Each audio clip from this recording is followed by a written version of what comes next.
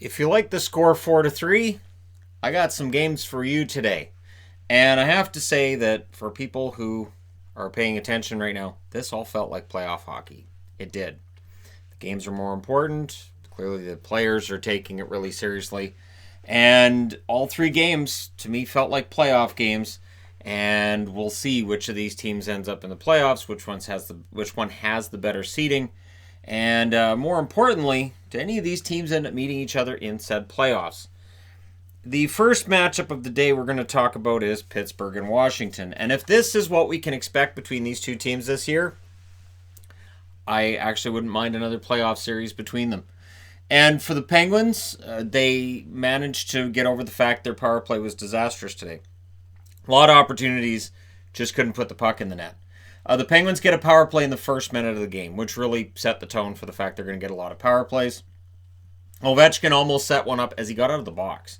Came out of the penalty box, he gets it, he throws it over to, I think it was to Hathaway. Anyways, they don't end up scoring, but Nick Dowd hits a post, and then they have a nice little scrum. Doesn't take very long for these teams to remember, I know you guys, I can't stand you guys.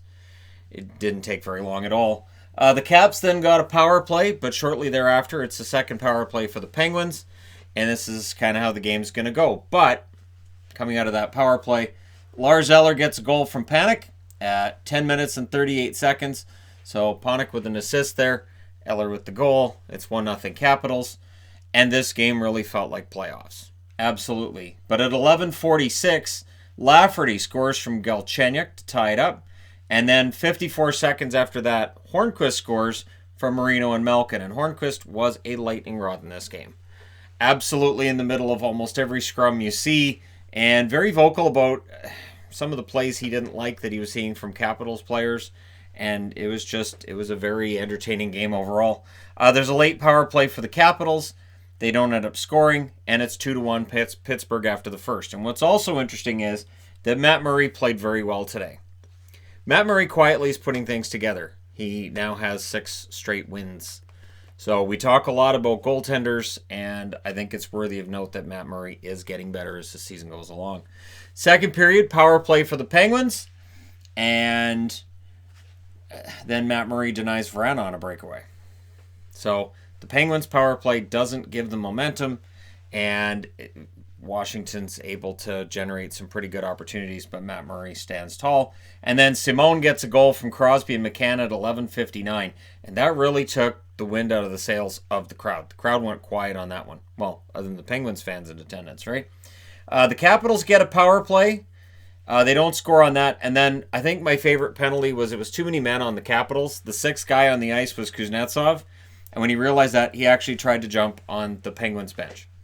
Realized we got too many men on the ice, jumps. Now, if you don't want the referee to notice, don't jump on the bench of the opposition, because then they're going to count how many guys are still on the ice. They're going to go, oh, okay, so too many men on the ice for the Capitals. Thanks, Kuznetsov, for pointing it out to us. All right, had to pause there because the boys came home and they get kind of noisy when they're coming in the house. Okay, so Kuznetsov jumps on the Penguins bench. Doesn't work. Third period, down 3-1.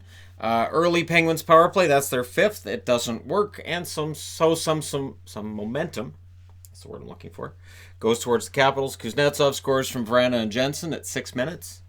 So 3-2 is your score there. The Penguins then get their 6th power play. This is where it's noteworthy. The Capitals' penalty killing was excellent.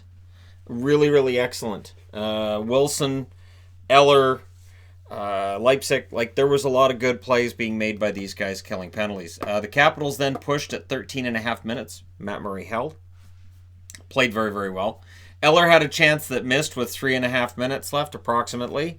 And then Tanev scores one from Bluger and Aston Reese at 17:27. And if you look at it initially, it looks like Samsonov just misses it. But what happens is it tips off first the stick, and then I think it went off the arm of the defender in front of the net. And it ends up going in. So Samsonov on a double deflection, he's not going to be able to stop that. Tanev gets his 11th.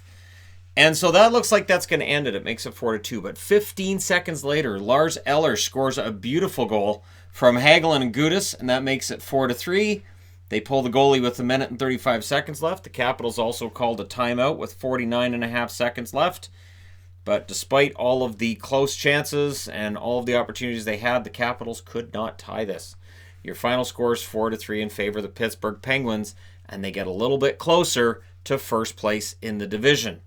So there's no guarantee that the Capitals finish first in that division because the Penguins are on their way. Murray saves 29 out of 32 in the victory. Samsonov saves 29 out of 33 in the loss. That's the first loss Samsonov's had in a while. 3 stars are Murray, Eller, and Hornqvist. Hornqvist was very, very prominent in this game for all the right reasons if you're a Penguins fan and for all the aggravating reasons if you're a Capitals fan. The Penguins go 0 for 6. The Capitals go 0 for 3 on their power play. 12-10 are the shots in the first in favor of Pittsburgh. 16-9 Pittsburgh in the second. And in the third, the shots are 13-5 for the Capitals as they really came on late. Just couldn't tie the game up. Final shots, 33-32 in favor of the Penguins. And yes, I want this to be a series absolutely in the playoffs again. We're ready. Let's have it happen. Columbus went into Montreal today, and they started slow. They did. They started very slow. The Montreal Canadiens had all the fire in them to start this game, and they really needed it. Montreal needs to go on a winning streak here, and it just doesn't look like it's going to happen. The Habs tested Elvis early, and the first whistle in this game wasn't until 4 minutes, 54 seconds into the game. And by this point, Montreal already has 4 shots on Elvis. Merzlikins denied Domi, and I put he's jinxed because Max Domi coming into today, in his last game, he had a bunch of really good opportunities against Florida, just couldn't put it past Bobrovsky. And in this one, Merzlikins was denying him as well. Then the shots are 7-1 for the Habs at 9 minutes, and Elvis is the only reason this is scoreless. Here's where I always get nervous when a team is out shooting the other one by a lot, is that when one of those shots goes the other way, Gavrikov gets a goal from Bjorkstrand and Dubois at 12 minutes and 45 seconds. Pierre-Luc Dubois is going on a nice little run here. The momentum then shifted in favor of Columbus. They get a power play later in the period, and by the end of the period, the shots have evened up. And Columbus has gotten over whatever hangover they were dealing with at the start of the game. Second period, Dubois scores early from Foligno at 3 minutes and 31 seconds. Domi then gets another really good chance, and he's denied by Elvis. Elvis is just shutting Domi down, and this is what's been happening to him recently. People will focus on his lack of goal scoring over the last 3 or 4 weeks. Reality is he's getting the chances. They just aren't going in the net until later. I know. I watched the game. Columbus gets a power play, but not until after. The Habs pushed at 5.5 minutes, and Columbus got hemmed in. So that power play was kind of against the flow of the play. Now, Columbus doesn't score on their power play, and then Tatar scores from Gallagher and Suzuki at 9 minutes and 18 seconds. Nick Suzuki continues his incredible rookie play, and he's sort of elbowing his way into consideration for at least an all-rookie team. Not necessarily Rookie of the Year consideration, but an all-rookie team, sure. That being said, momentum shifted towards the Habs with that goal. Things look pretty good. They're down 2-1. They're getting a lot of shots. And then Dubois scores at 17:52 to cut that off at the knees. And there was a last-minute power play for the Habs. And again, fans are excited, trying to get into it. We're going into the third period. The shots were 4-2 for the Habs 8 minutes into that third period. The Habs got their second power play of the game. And this is where you have your chance. But it doesn't work out for them. And Jenner actually gets a really good chance shorthanded, which was stopped by Carey Price, who I thought had a good game. And then at 15:52 finally, or put finally underneath it, Max Domi gets a goal, Sherratt and Cousins with the assists. Maybe we'll start seeing Max Domi putting some goals on the board. That was his 13th of the year. And that makes the game a little closer. So they pull the goalie with 2 minutes and 5 seconds left. They hadn't pulled the goalie for very long when Gustav Nyquist hits the empty net from Seth Jones at 18:07. Nyquist is very good at hitting the empty net. Just throwing that out there. He's got a lot of empty net goals this year. Then they pull the goalie again. This time it works for Montreal. Shea Weber gets a goal from Kovalchuk and Tatar at 18:59. The Habs called a timeout. Whatever plan they had, it didn't end up working out. Elvis holds. The Columbus Blue Jackets hold. They win this one 4-3 in regulation. Merzlikins, 27 saves on 30 shots for another victory. Price saves 23 out of 26 in the loss. 3 stars are Dubois, Jones, and Tatar. Power play goals, both teams went 0 for 2. So no power play goals in this game. just like there were none here, and none over here either. Not a single power play got a goal today. Isn't that weird? Shots, 10 apiece in the first, 11-9 Montreal in the second, 9-8 Montreal in the third. Final shots, 30-27 for the Habs. And yeah, Dubois earned that first star. He was fantastic. Seth Jones was good, and Tomas Tatar with his 20th of the year, I thought had a really solid game. But for Montreal, it gets a little tougher. This is one of those teams they were chasing, and they didn't get any help from Vancouver either. So for Montreal, the road to the playoffs just gets less and less likely with each passing day. Because again, it's not just a matter of Montreal winning. The other teams ahead of them need to lose as well. So even if Montreal wins this one, they're still kind of in a rough spot. But they also didn't do any favors for Carolina. So teams just aren't doing each other any favors. So let's go to Carolina. This was a great game. This was a really great game. So for the Carolina fan that mentioned, that left a comment that they just left the game and it was a great game and talked about how solid Demko was. Oh, I know Demko was solid, and I do wish I'd seen this one in person. Even though at the end of it, the winner isn't necessarily the one that I'd want to see. You know what? The Justin Williams story just keeps going. So first period, Demko's challenged early. He passes that test. Miller had a chance that missed high, but at 4.5 minutes, 4:25 into the first, Pettersson scores from Tanev and Hughes. It was a really nice goal by Pettersson. He spins and shoots, and just very, very nice goal.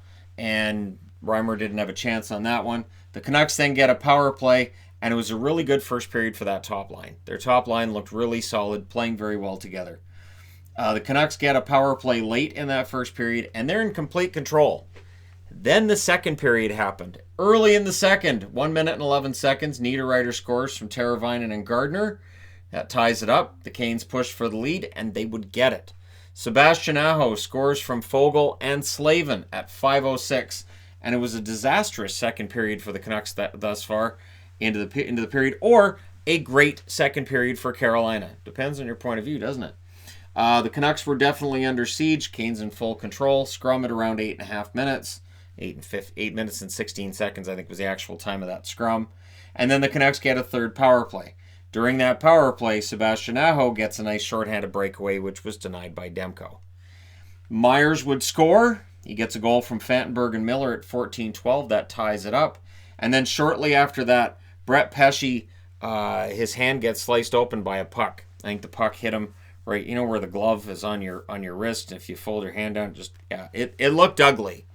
But Pesce would come back into the game, but it looked ugly at the time, and fans were chanting, "Ref, you suck." They see that the guy's hands cut open, and they probably assumed that it was a stick or that one of the Canucks did something to it, but it was a shot. He blocked a shot. So Pesce comes back into the game, but it did look ugly at the time, and it took him a while to get the ice cleaned up. Third period, cautious start, I thought, by both teams. That ended when Svechnikov scored from Aho and Edmondson at 5:23. And, of course, it's a highlight reel goal because it's Svechnikov. Svechnikov, every goal he gets, this is his 20th of the year. All 20 have been highlight reel. I don't have to look them all up. I know they have been. Then Pettersson would score from Miller and Fantenberg at 9:06. So Fantenberg with a couple of assists today. That's his first 2-point game as a member of the Vancouver Canucks. And, pretty good game for Pettersson, who had his opportunities for the hat trick. Couldn't quite get him to go, but 2 goals today. That's nice. The Canes then get a power play. Wallmark got shaken up on the Myers hit. I didn't see if Wallmark came back into the game. It was one of those awkward plays, and hopefully Wallmark's okay. And again, the fans let the referee know that they felt there should have been a penalty called in that play. The Canucks then did get a power play not long after that, and they wouldn't score on that one because, of course, they didn't know power plays were successful today. Reimer denied Besser with 1 minute and 10 seconds left. Besser, who's been snake bit for goals, had a really good opportunity. Much like Max Domi, the opportunities are there. They're just not going in right now. So we go to overtime. And in the overtime, the biggest story here was Teuvo Teravainen twice gets really great opportunities. And both times he is absolutely stoned by Demko. Demko is just, not going to happen. So we go to a shootout. Now coming into this, Demko was 6 for 6 in shootouts. He allows 2 goals and 3 opportunities today. That second goal was Williams. That's the winner because the Canucks were 1 for 3 on their shootout opportunities. So yeah, Justin Williams is your winner. There's your Hollywood ending yet again. And so Carolina comes out of this with 2 points, 2 very important points to make sure that they stay on pace for a playoff spot here. And Demko saves 29 out of 32. Reimer saves 32 out of 35. Good game for him. 3 stars are Svechnikov, Aho, and Foegele. Shots 13-9 Vancouver in the first, 15-14 in favor of Carolina in the second, and in the third, 7-6 Vancouver. In the overtime, 2-1 are the shots in favor of Carolina. Final shots 35-32 for Vancouver, and Pettersson should have been one of the 3 stars. Just saying. I know Warren Foegele had a good game, but I would have given that 3rd star to Pettersson, just personally. Power plays, Vancouver goes 0 for 4, Carolina 0 for 1, and Vancouver has had problems with their power play over the last few weeks. And when their power play is going, it's great, everything's fantastic, but when their power play isn't, they rely on those 5-on-5 goals. And today, they did manage to get 3.